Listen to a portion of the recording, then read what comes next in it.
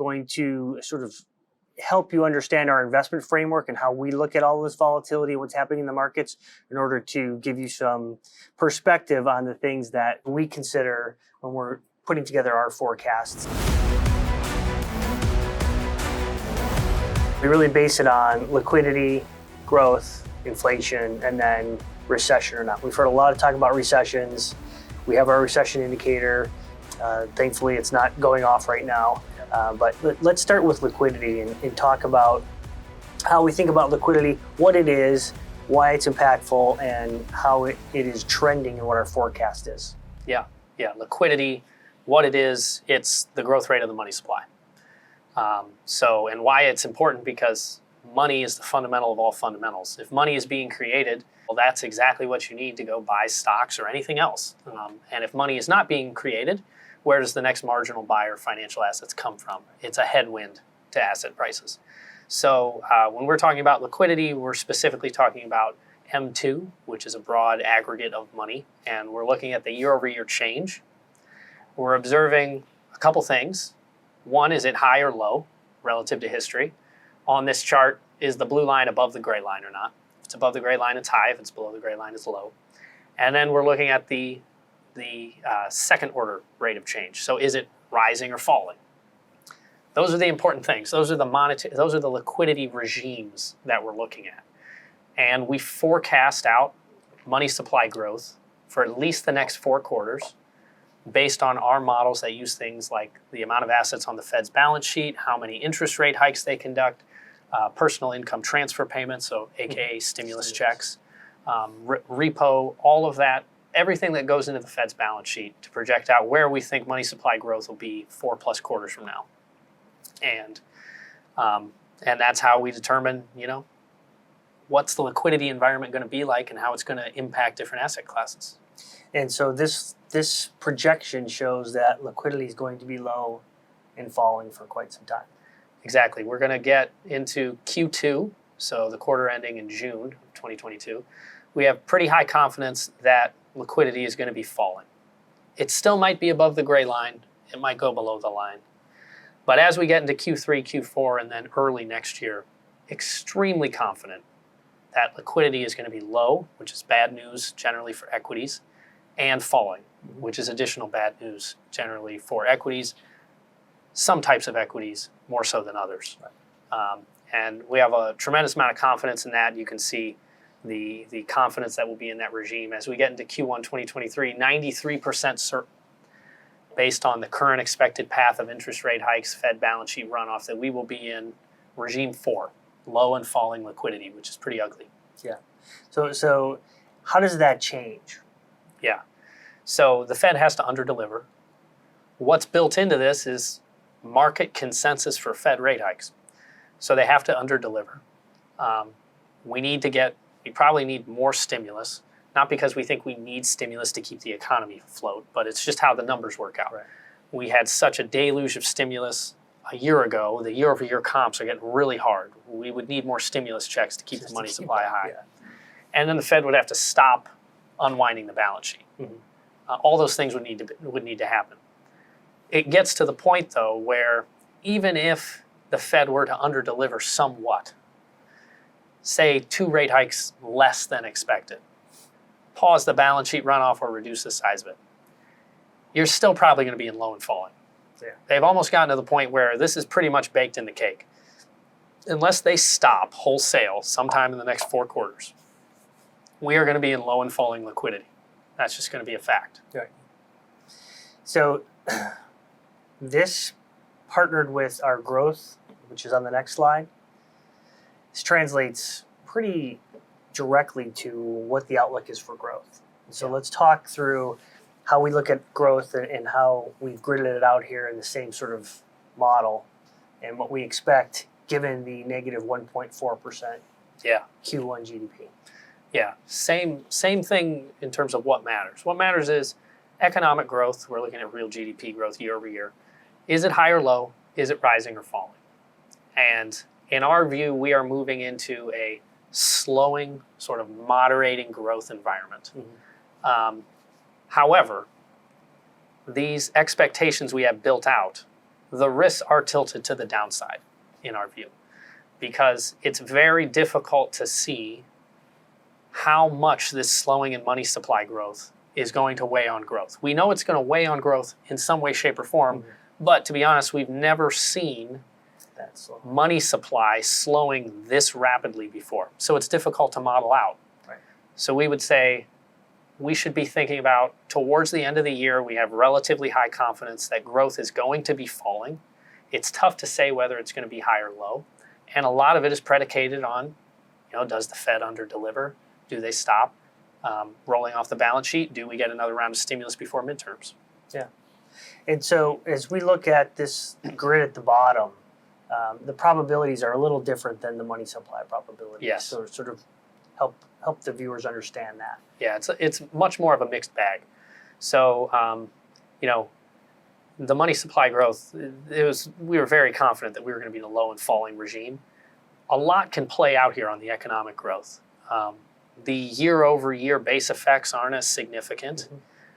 And, we could basically be in any of the 4 regimes 4 quarters from now, based on how things play out. Right.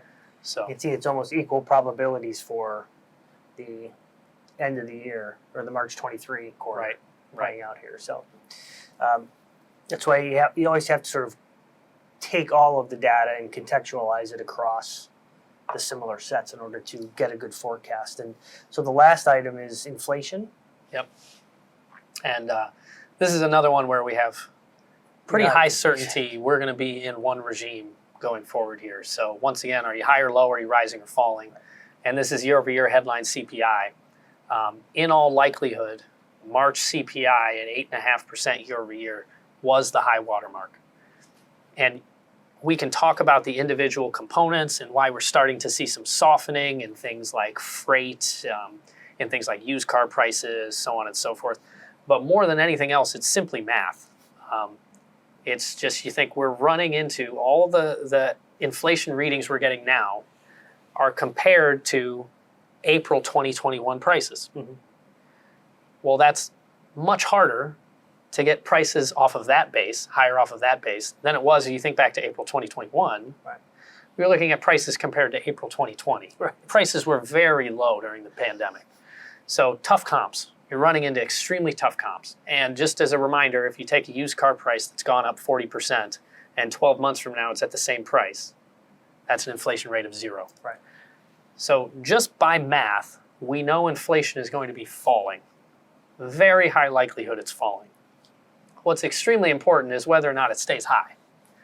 And in the next 4 quarters, you can see we have very high confidence that even if it comes down, as we expect it will, which is a pretty rapid slowdown, it's still going to be above the median. Right. It's still going to be hot, which you have to think, how is the Fed going to look at this? Are they going to think, well, it's great that we've come down from 8.5 to 4.3, but we're still at 4.3. It's still high. There's still more work to be done. And that, we're just going to have to see how it folds out, how it unfolds in terms of the Fed, how the Fed looks at this and how they ultimately react to it. Especially if growth is slowing alongside that, and you see companies start to lay people off, and it's going to have a big impact. What, if any, impact does China's shutdown have on our inflation? Definitely. So a couple things. One is it does absolutely nothing to help supply chains. So if you're buying any good from China, it's going to take longer to get it. You're going to have to pay more to get it. It's going to mess up shipping and logistics, all the things we're used to since the pandemic. The other factor that's going into it, though, is, and we've been talking about this for quite some time, China is committed to meeting some type of economic growth target this year. Whether or not they're actually going to do it is irrelevant, because you can never trust the numbers anyway. But as they do that, the yuan needs to depreciate. That's sort of the release valve for the stimulus that China is going to need to do in order to get the economic growth to a socially tolerable level. And as the yuan depreciates, everything we buy from China is cheaper because the dollar is very strong right now. Right. Another way of saying it, we're importing lower prices. That is going to help inflation come down. So, it's a way to say there are pros and cons here. Supply chains are still going to be awful. But now that we're finally seeing the yuan depreciate that sort of longer term helps out the case of we're going to see some moderating or falling inflation going forward. All right, so the last item that is impactful to our framework is recessions. And we don't get a lot of them, thankfully, but it's important that if we're approaching one, that we're aware of that, because they do matter significantly to returns and to investment strategy. So our recession indicators, will show you where it is, and then we can talk through the components of it real quick. Yeah. So right now, as we sit here at the end of the month, 3.3% chance of recession in the next 12 months and 9 months, 0 6 months and in.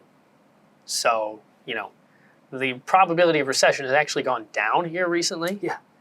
Despite the fact that we just got a negative quarterly GDP print, Right. which can be confusing to some. Mm-hmm. But, we think this is an absolutely a true representation of the recession risk.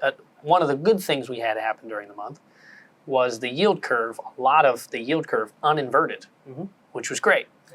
Because longer term interest rates rose because the Fed started talking about winding down the balance sheet and more rate hikes, et cetera.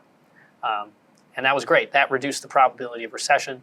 And then heavy vehicle sales, there was a bit of technicality in how you measure year-over-year change in heavy vehicle sales.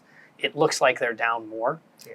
That wasn't a big factor to begin with, though. Yeah, I think what's interesting to note here is that the volatility of the signal has picked up quite a bit. As you can see, we don't have these big open spaces. We've got a lot of volatility going on in here right now. And so while it's tame at the moment, the signal can rise rapidly. So let's look at the components and talk about their durations. Yeah, starting from the top, the longer forecast horizon components, and we'll speak a little bit to the change we've seen here recently. WTI crude oil prices are still up enough to contribute to recession probability. They're the only thing that's in red right now.